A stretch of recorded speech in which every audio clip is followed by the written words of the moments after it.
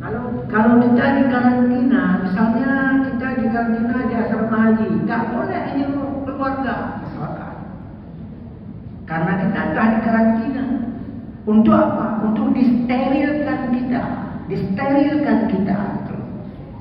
Kalau jamaah haji disteril, jangan ada lagi nanti makanan-makanan yang membahayakan yang dibawa oleh keluarga, yang membahayakan kesehatannya. Setelah kesehatannya dipastikan aman oleh para dokter. Hanali yang Jokowi ya, kirim kawan-kawan ada belum?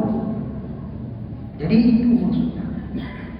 Itu contoh karantina, disterilkan kita.